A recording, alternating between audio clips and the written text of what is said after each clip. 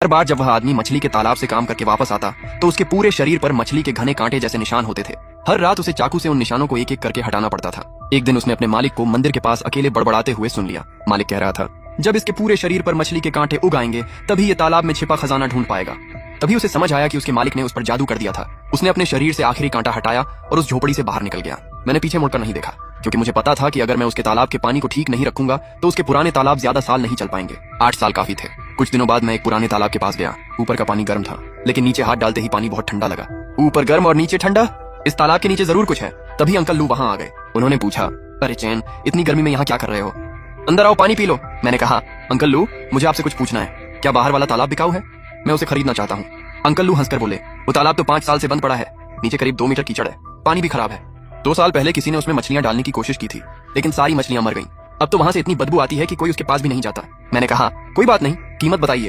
Uncle लू बोले, तालाब मेरे भतीजे का है। 3 साल से बेचने की कोशिश कर रहे हैं लेकिन कोई खरीदार नहीं मिला। अगर तुम लेना चाहते हो तो 2 लाख युआन में ले लो। मैंने तुरंत पैसे निकाल कर कहा, अंकल लू, ये रहे 2 लाख, गिन लीजिए। अंकल लू हैरान रह गए। चिन, क्या तुम पागल हो गए हो? अपने पास भी कुछ पैसे रखो। मैंने कहा, अंकल लू, मुझ पर भरोसा रखिए, मैं ये तालाब जरूर लूंगा। जितनी ज्यादा बदबू है उतनी ही ज्यादा उम्मीद है कि इसके नीचे कुछ छिपा है। घर पहुंचते ही मेरी पत्नी सुयाओ ने गुस्से में कहा, चेन यान, क्या तुम पागल हो गए हो?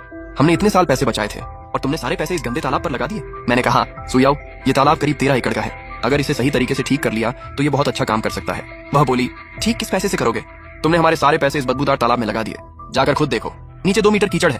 पानी से इतनी बदबू आती है कि मच्छर भी वहां नहीं जाते। तुम सच में सोचते हो कि इसे ठीक कर सकते हो? मैंने कहा, मैंने पूरा हिसाब लगाया है। कीचड़ निकालेंगे, पानी साफ करेंगे, फिर मछलियां डालेंगे। वो गुस्से में बोली, अभी जाकर पैसे वापस लाओ। मैंने कहा, अब नहीं ला सकता, कागज पर दस्तखत हो चुके हैं और पैसे भी दे दिए हैं। वह बोली, ठीक है, तुम अपने इस बदबूदार तालाब के साथ ही रहो, हमारा रिश्ता खत्म। तभी मेरी माँ भी गुस्से में बोली, चैनियान, तुम इतने नालायक कैसे हो गए? इन 2 लाख में से 30,000 तो हमने रिश्तेदारों से उधार लिए थे। वो पैसे तुम्हारी शादी और पुराने घर की मरम्मत के लिए थे।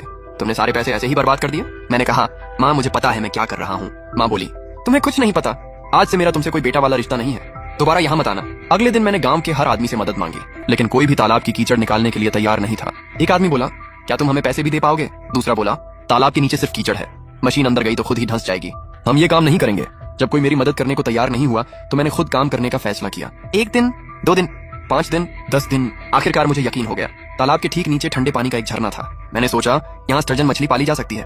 पहले तालाब साफ कर लूं, फिर देखता हूँ कौन कहता है कि ये काम नहीं कर सकता। काम करते हुए अचानक मुझे कुछ भारी चीज मिली। मैंने उसे बाहर निकाला। ये क्या है? वह सोना था। सोने की छड़ें, कंगन और मोती। मैं हैरान रह गया। ये सब मिलाकर तो करोड़ों रुपए के होंगे। मैंने खुद को शांत किया। चेनियान, पहले शांत हो। किसी को पता नहीं चलना चाहिए कि ये चीजें कहाँ से मिली। मुझे जल्दी काम करना होगा।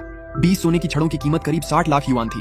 कंगन और मोतियों की कीमत भी बहुत ज्यादा थी लेकिन मैं सब एक साथ नहीं बेच सकता था, लोगों को शक हो जाता। इसलिए मैंने सोचा, पहले सिर्फ एक